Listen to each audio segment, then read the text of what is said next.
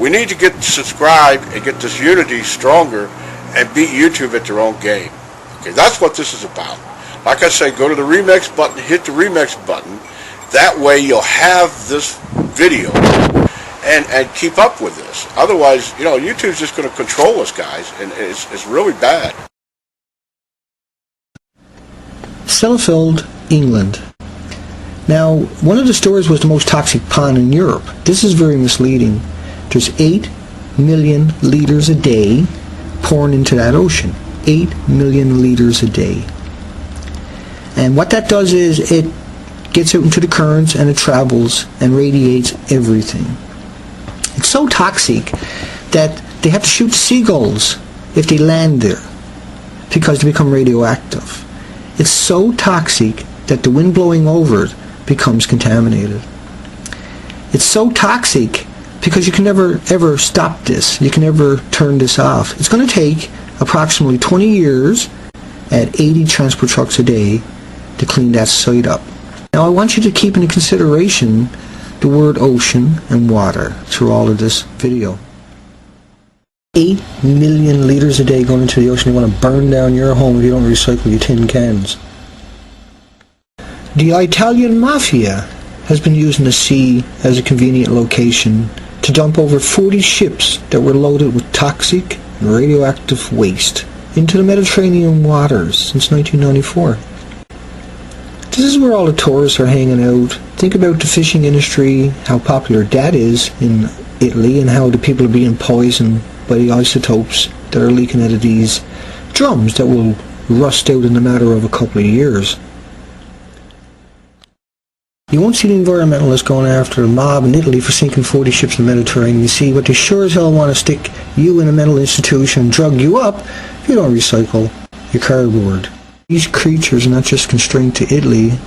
During the 2004 tsunami, over 600 barrels of toxic and nuclear waste had washed up on the Somalian coastline.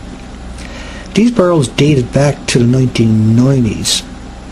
And that's the reason why we see Somalia has turned into a wasteland.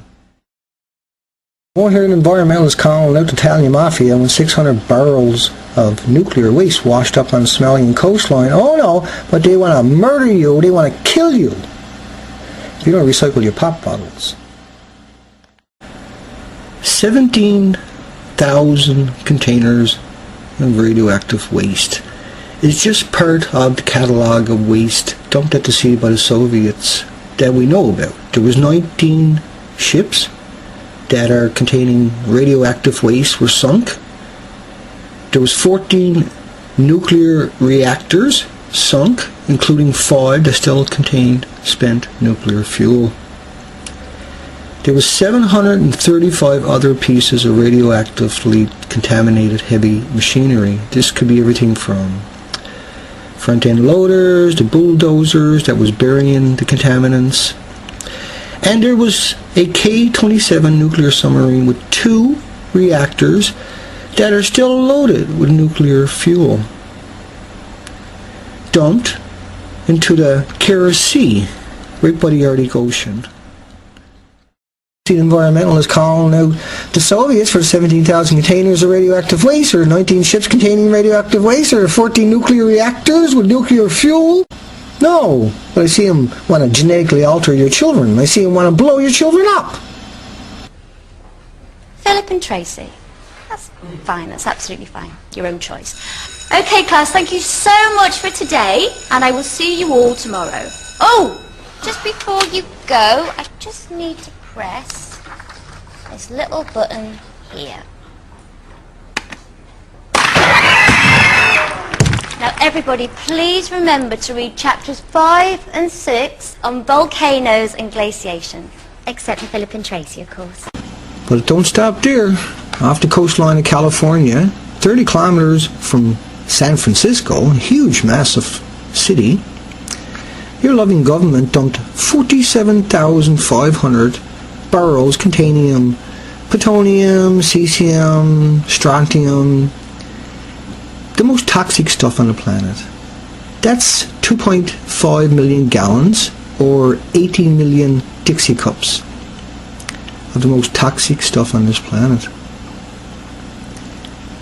This is your government done this to you. This is the people that say they're going to protect you. This is the people that scream about someone might set off a dirty bomb. Dirty bomb. This is what they scream about all the time. One can imagine an enormous amount of disruption, even if a very small dirty bomb were detonated. To counter the danger, an unprecedented effort to equip first responders with radiation detectors. From the city to the suburbs. Remember, You want to hear environmentalists calling out their own government when 47,000 barrels are dumped 30 miles off the coast of San Francisco, but they want to have war crimes tribunal for you if you don't recycle your plastic. There's 90,000 bunker ships on the ocean at any given time. 16 of those produce more pollution than all the automobiles on this planet. Of the 7 billion people on this planet, those 16 ships produce more pollution. With 90,000 ships out there, you're looking at 5,625 civilizations on planet Earth every day. The equivalent of 40,000 billion people worth of pollution every day. 40,000 billion people on Earth every day. The animosity equivalent in automotive. Because of those 90,000 bunker ships, and the stuff they're burning, you can't, it's supposed to be going to a toxic waste site. It can't be refined anymore. But for some reason, they allow these 90,000 ships out there, these big, massive ships, to burn this toxic waste. That's your acidification of your oceans. That's the pollution you're seeing in your atmosphere. The implications, all these particles, these are nuclei for clouds. There's 3,000 more of these great big ships on the books to be made over the next 3 years. I hear environmentalists, UT professors calling for the murder of 90% of the people on this planet, yet 16 container ships produce more pollution than all the automobiles on this planet combined. And there's 90,000 of those ships out there. I hear environmentalists demonize us for the size of our footprint. They demonize us for the bottles and our cans and our plastics. But they don't go after the 65,000 chemicals that are unregulated, that don't have no environmental or human impact studies on it. That's causing all of these issues. That's the tragedy. And that law basically grandfathered onto the market all the chemicals that were already on the market as of 1981, which means 65,000 chemicals have never, ever been assessed for their toxicity or their effect on the environment or human health. I see the same people that are crying for all the insects and the animals all over the planet calling for your death, and then also calling for diplomatic immunity. You don't see them calling for justice in what happened in Vietnam. They chemtrailed that sky with Agent Orange for 9 years. They killed every insect, every animal, every plant on that goddamn continent. By U.S. forces to destroy the jungle hideouts of enemy communist forces. The springs went on for 9 years. American soldiers came home suffering the effects of Agent Orange. And then there is Japan. Built on a perpetual earthquake fault line, it was only a matter of time before the big one. When it finally came, the nuclear alarmist's worst nightmares become surreal. With a massive destruction unlike anything witnessed by a living human, a tsunami flows over Fukushima's prefecture, bringing with it a misery that will outlast any human that can survive it. Over 20,000 have died, the most traumatic death imaginable. News breaks shortly after Fukushima Daiichi's nuclear power plant has reported a power out and failure of backup generators. These are the life-sustaining reactor cooling pumps. 3 nuclear reactors are out of control, and without cooling, soon the word comes of explosion or radioactive emergency. The world gets its first picture of explosions, and then Japan throws everything it has at it. Helicopters are put into action to dose the area with water in a desperate attempt to cool the estimated 600,000 of the most dangerous volatile nuclear waste rods on Earth. Explosions have flung them for miles. These rods were kept above the reactors in pools of heavy water, 30 feet deep, to cool and contain them, but a hydrogen explosion has removed those safeguards in a moment.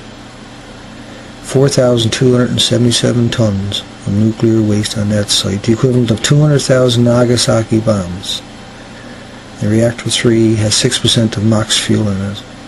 That is 2 million times more dangerous than nuclear rods.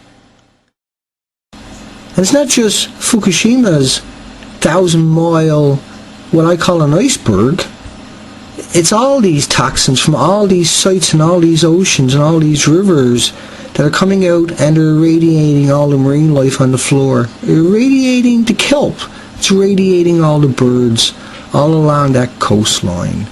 They're eating stuff that's irradiated from this huge, massive plume. Think of it as an iceberg that's 1,000 miles rubbing along the coastline, radiating all the fish and radiating the salmon and the tuna and the herring and the mackerel and the squid. And think of these big plumes on the planet just like an iceberg. Think of it as 1,000 miles of ice coming along your coastline and radiating your sea lions and your seals and your dolphins and your whales and your air and your coastline itself. And it's all done by just a handful of people, not the entire planet. This was done by a handful of people, but we're demonizing every human on this planet rather than going after the real issue. And it's going to keep happening until we actually point fingers. Think of each one of these bullets as dirty bombs. Every one of these things are dirty bombs. Your loved ones are going over to foreign countries and whacking that country with dirty bombs. Millions and millions and millions of dirty bombs. And they're coming home and having deformed kids because they were so close to those dirty bombs. Think of Hanford. Billions of gallons dumped on the ground. I know this sounds incredible to people, but there are 40 miles of unlined trenches at Hanford, if you stretch them end to end, into which our federal government, your government, was dumping radioactive waste from nuclear weapons production and its own reactors, even though it seeps right out of those trenches. And that stuff is all moving through the soil to the Columbia River. What they're not telling the public is that they also deliberately dumped out of the high-level nuclear waste tanks in the 1950s and 1960s billions of gallons of liquids into the soil. Think of this stuff so toxic that a Dixie cup will kill everybody in a restaurant for an hour, every hour, for 1 billion years. This is probably the most dangerous stuff on the planet ever. Very, very small quantities of this waste. And it's been said that a Dixie cup full of this waste in a crowded restaurant, everyone would be dead in the restaurant inside of an hour. Even the amount that would fit on the leg of a fruit fly is considered a problem dose, and that's happened at Hanford. Fruit flies have landed on contaminated materials and then flown off to go to the lunchroom and deposit contamination on food and on tables and whatnot, and they've had to evacuate a 20-acre area at the Hanford site because of hot fruit flies and wasps. So this waste in these tanks is very dangerous in small quantities, and it has another feature, which is it's dangerous for very, very long periods of time. And is demonizing everybody over cardboard and tin cans and plastic the right thing to do? Or is it to go after this real issue? Instead of spending $2 billion a day on the military industrial machine, spend $2 billion a day on cleaning this up and it'll all be gone in no time. It could be all gone in no time. It's that simple. We just can't get ourselves out of this rah nationalism where you just got to go along to get along. And if environmentalists think stopping tin cans and pop bottles and fucking plastic is going to save the planet, they're so fucking lost in the game. They're so lost. We haven't got a hope in hell. We have to have this message out there somehow. Somebody has to do this. And I don't know who that is.